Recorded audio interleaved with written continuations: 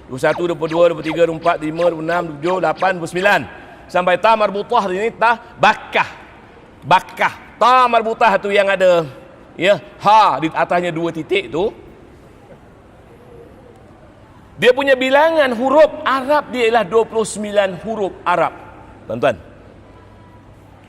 Dan kalau kita kira mim sampailah akhirnya tuan-tuan,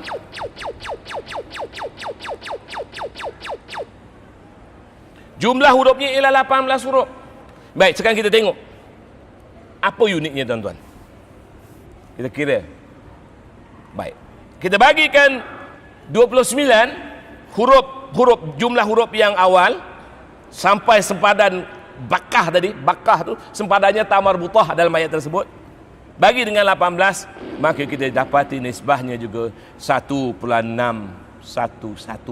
Maknanya kalau kita bulatkan 1.6. Sehingga kan dalam ayat itu segi ada nisbah emas tuan-tuan. Daripada alif sampailah Makkah, sempadan Makkah pada bakah ayat itu ialah ta marbutah tadi. Ijazul Quran. Baik tuan-tuan, kita tengok lagi. Kalau kita campurkan 29 dengan 18 sama dengan 47. 47 kita bagi 29 juga nisbahnya 1.6. Tuan-tuan. Ini satu lagi.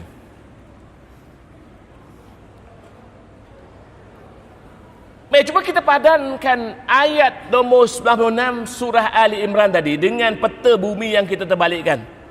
Apa pula ada terbalikkan peta bumi ni tuan-tuan? Mandai dia nak terbalikkan peta bumi. Tapi tuan-tuan tahu tak, ahli eksplorasi Islam bernama Al-Idrisi. Ni ya, tuan-tuan yang ada di sini ya, adik-adik yang kecil-kecil ya, semuanya kita kena tahu ya, tokoh-tokoh Islam supaya jadi iktibar kepada kita bahawa yes, the Muslim ya, manusia yang hebat pada zaman dulu. Ya, bukannya Columbus, mungkinnya Magellan yang kita duk ratib selalu Columbus orang yang pertama sampai ke mana? Ke Amerika Syarikat, ya, tuan-tuan. Al-Idrisi dia adalah seorang ahli geografi dan juga seorang explorer Islam. Dia menghasilkan satu peta yang macam ni. Ini peta bumi, tuan-tuan. Dengan keadaan kalau kita sebut peta bumi ini, kalau kita sebutlah peta yang terbalik. Tapi bagi Al-Idrisi itulah peta yang betul. Dengan kedudukan Afrika di atas dan kedudukan Semenanjung Arab di bawah. Tuan-tuan. Jadi ini kedudukan peta yang betul kalau ikut Al-Idrisi. Ya.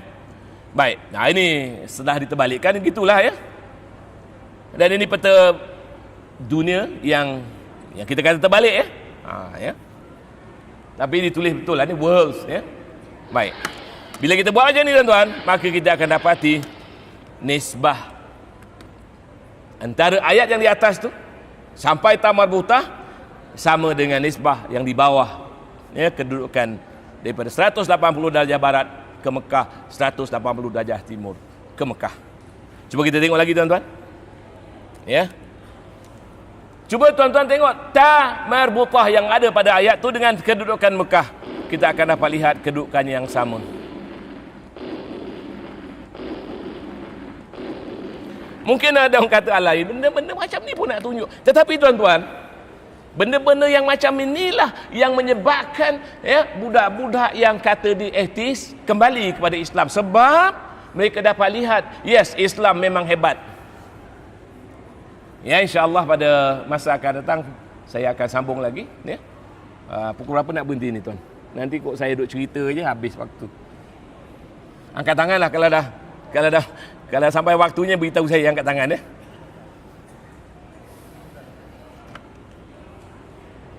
Dan kalau kita tengok ayat di belakangnya itu, tuan, mubarakan wa hudalil alamin, yang barakah.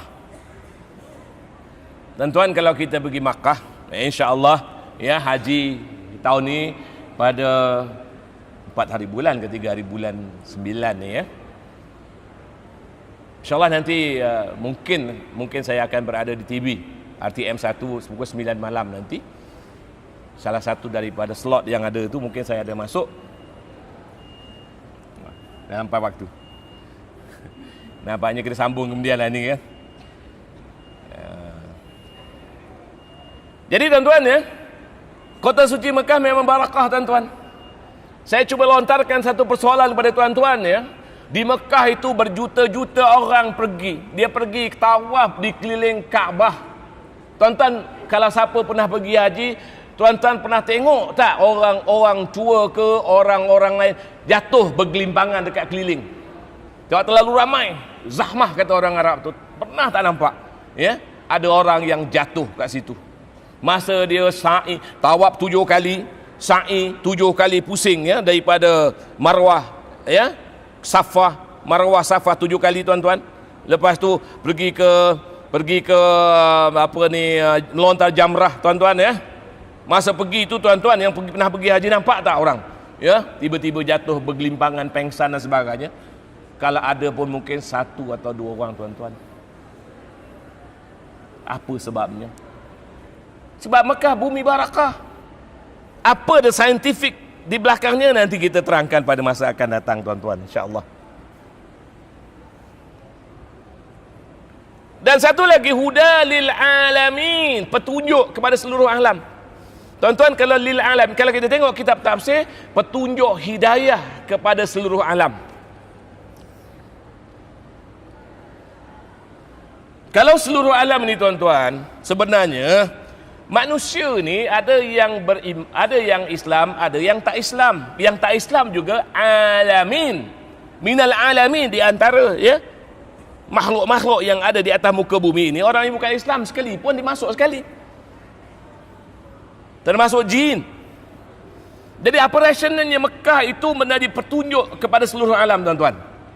Ini persoalan yang besar yang kita nak bincangkan, ya. Saya baca berita, tuan-tuan.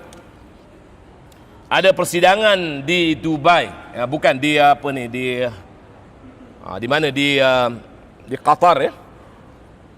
Dalam persidangan tersebut termasuklah ulama din dengan saintis-saintis dan sebagainya berkumpul, dan mereka mendesak supaya Greenwich Mean Time sekarang jadi Zero Meridian ya, Prime Meridian sekarang ini Greenwich ditukar ke Mekah. Kerana mereka dapati Mekah ini berada di tengah-tengah kedudukan the land mass of the earth, permukaan bumi. Ini dia tuan-tuan, ini kedudukan Mekah dan ini Greenwich ya. Jadi Mekah di sini, Greenwich di sini. Kalau tuan-tuan tengok peta ni pun nampak ya. Sebenarnya Mekah ni daripada sini kemari, daripada kawasan ini kemari, ni tanah. Bukan termasuk sini ya. Kalau masuk sini dah jadi lebih panjang. Kita tengok yang tanah ni tuan-tuan. Ya. Memang dia berada di tengah-tengah. Dan seorang alim bernama Syekh Dr. Yusuf Al-Qardawi, dan seorang ahli geologi seorang ahli kaji bumi Islam mengatakan bahawa berbanding dengan longitude garis bujur yang lain, kedudukan Mekah ya benar-benar align ya, tepat dengan utara magnet. Ini dia punya video kenyataan yang dibuat oleh seorang ahli sains yang mendakwa perkara tersebut tuan-tuan ya. Mekah berada pada kedudukan istimewa. وكان لا يغرب عن ممتلكاتها الشمس، فهي اللي فرضت ان التوقيت يبقى توقيت جرينتش، في حين ان هذا التوقيت. Jadi saya rasa cukup untuk hari ini. Nanti insya-Allah pada bulan akan datang, kalau masjid masih nak, saya akan datang lagi. Dan kalau tuan-tuan nak membaca karya-karya saya, ada insya-Allah ya. Selepas sembahyang Jumaat nanti, kalau tuan nak buku, jumpa saya di luar sana. Jadi sekian, aku qauli hadza wa astaghfirullahi wa lakum. Wassalamualaikum warahmatullahi wabarakatuh.